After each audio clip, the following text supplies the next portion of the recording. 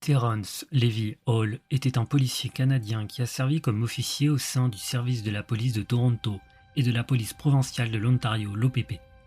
Hall était le commandant de l'escouade spéciale de l'OPP qui ciblait les gangs de motards hors la loi et était l'enquêteur principal dans l'affaire des 8 de Port Hope, dans lequel 6 membres du Sutton Shows Motor Cycle Club ont été condamnés de manière controversée. Hall est né à Tillsonburg, fils de Frank et d'Ethel Hall. Il a rejoint les services de police de Toronto en 1962. En 1967, il a été transféré à la police provinciale de l'Ontario, l'OPP. En tant que policier, il se distingue par sa taille imposante de 1,96 m. Paul Bailey, un officier de la police régionale de Wark, a dit de lui « C'était un professionnel accompli et un grand ami pour de nombreux policiers ». Bailey a également affirmé que Hall nourrissait une grande aversion pour les motards hors la loi et que lors des descentes dans les repères des gangs de motards, il était toujours le premier à entrer et le dernier à sortir. En 1973, Hall fut nommé commandant de l'escouade spéciale de la police provinciale de l'Ontario, dédiée à la traque des motards hors la loi. Ses supérieurs lui avaient informé qu'il n'était pas nécessaire de respecter les convenances légales dans l'exercice de ses fonctions. L'apparence de Hall, avec ses cheveux longs, sa barbe et sa manière décontractée de s'habiller en t-shirt et en jean, le faisaient ressembler davantage à un motard hors la loi qu'à un policier. Hall menait une campagne qu'il appelait l'intimidation inversée, utilisant les mêmes méthodes violentes que les motards employaient. Le journaliste américain Mike Lowe a écrit « Depuis 1973, Hall habitait une étrange zone floue aux limites de l'application de la loi canadienne, ce qui en faisait une légende noire parmi les motards canadiens, qui le craignaient comme un policier ne respectant pas la loi. Hall était connu pour sa menace « N'oublie pas, mon gang est plus grand que le tien ». En 1975, alors qu'il travaillait sous couverture avec le gang de motards Kingsman à Windsor, Hall roulait avec le chapitre de Windsor des Suttons lorsqu'il fut blessé lors d'un léger incident de circulation. Un des motards crut voir un badge de police tomber de son portefeuille. Le sergent d'armes perquisitionna l'appartement de Hall et y trouva des notes détaillées sur les autres membres des Kingsmen ainsi que des numéros de téléphone de la police, révélant ainsi que Hall était un policier infiltré. Les Kingsmen étaient alliés aux Suttons et Hall avait l'intention de rejoindre les Kingsmen comme tremplin pour infiltrer les Suttons. Bernie The Frog Gwindon, président des Suttons, a déclaré à propos de Hall « Il était assez malin. Je suis sûr qu'il y avait d'autres agents infiltrés dans tous les clubs. » L'informateur le plus important travaillant pour Hall était Garnet Moser McHaven, le président du chapitre des Suttons de Sainte-Catharine. Hall était la principale source d'information pour les journalistes sur les motards hors la loi en Ontario. Il fut la source principale pour un article paru dans le Kitchener-Waterloo Record le 10 mars 1977, écrit par John Kessel et George Schneck, qui commençait par cette introduction. La région de Waterloo, berceau des Ménonites et de l'Oktoberfest et des marchés fermiers, un terreau pour le crime organisé? Impossible. Terry Hall, un officier du renseignement de l'OPP qui a infiltré les gangs de motards de l'Ontario pendant 2 ans, affirme que c'est vrai.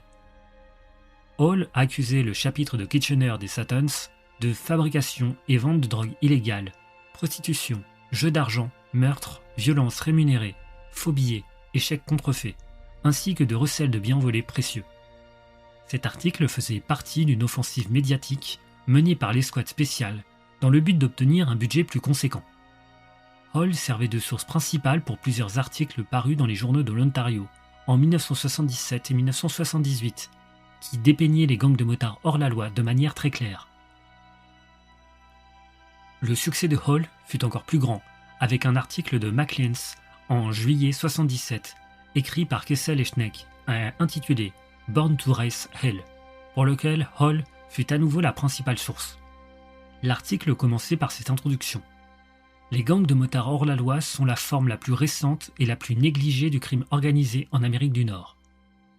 Hall qualifia l'article de notre première grande percée qui permit au gouvernement de l'Ontario d'augmenter considérablement le budget de l'escouade spéciale. À la fin des années 70, Hall participait aux événements des Sutton Shows en portant un t-shirt arborant l'emblème des Outlaws accompagné du slogan « Support your local Outlaws ».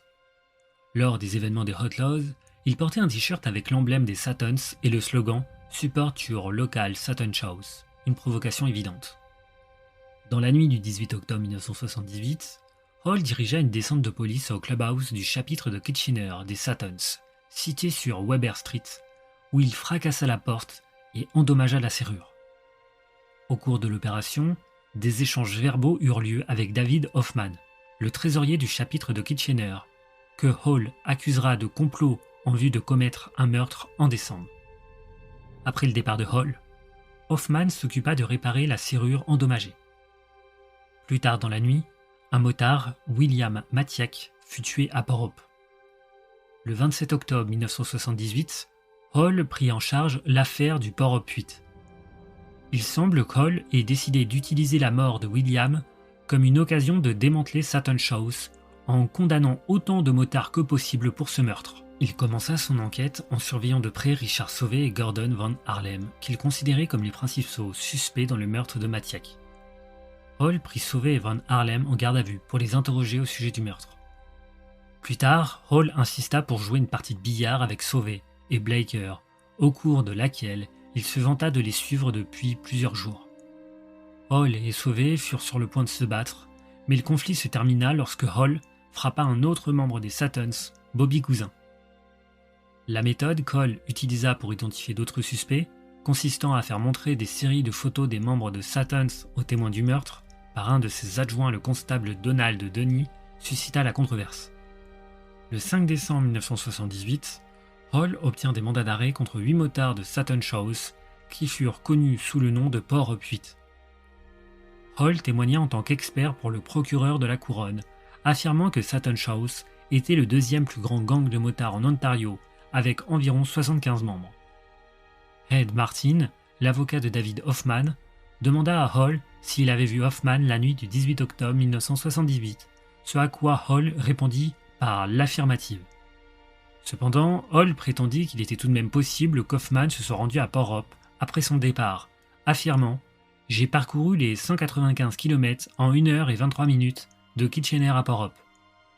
Lors du contre-interrogatoire, Martin fit admettre à Hall que pour accomplir ce trajet, il aurait dû rouler à 160 km/h, bien au-delà de la limite de vitesse. Pendant le procès, le journaliste Douglas Glazer de Maclean's prit en grippe Hall, toujours présent dans la salle d'audience, car il estimait que Hall était plus brutal que les accusés eux-mêmes.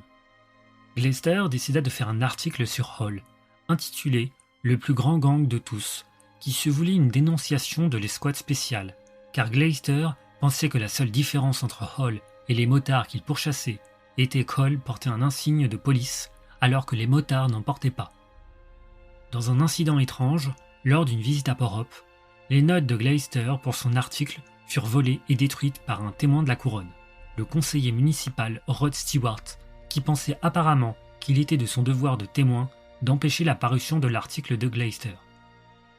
Lors de la phase de condamnation de l'affaire Port Hope 8, le 17 décembre 1979, Hall témoigna à nouveau en tant qu'expert pour la couronne, déclarant que Satan's House se livrait selon ses termes à des extorsions, au trafic et à la fabrication de drogues illicites, des vols qualifiés, des agressions, des vols de biens et de véhicules, la possession d'armes restreintes et prohibées, le commerce de ces armes, leur vente, leur transport et même jusqu'aux prêts usuraires, les meurtres sous contrat et les services de gros bras sous contrat.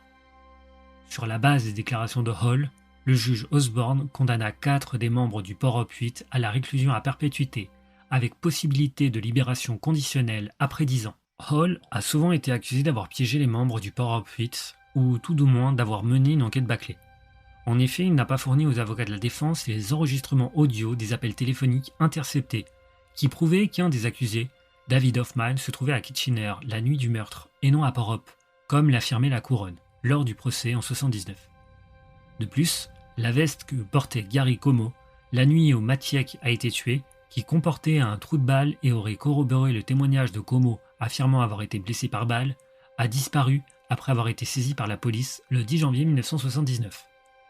Enfin, l'un des témoins de la couronne lors du procès, Roger Davy, a affirmé plus tard qu'Hall l'avait contraint à se parjurer sous la menace. Dans la chanson de protestation de 1990, Justice in Ontario de Steve Earle, Hall est nommément accusé d'avoir monté un coup contre les membres du Port Hope 8. Hall a pris sa retraite en 1997, après avoir servi dans l'unité des homicides. Il est décédé le 1er janvier 2016 en Ontario des suites d'un cancer à l'âge de 70 ans. Paul Bailey a déclaré à son sujet Il était de bonne humeur jusqu'à la fin. Il était une source d'inspiration pour nous tous. Tout chez lui était positif. Il n'y avait aucune faiblesse chez Terry, du moins de ce que je savais.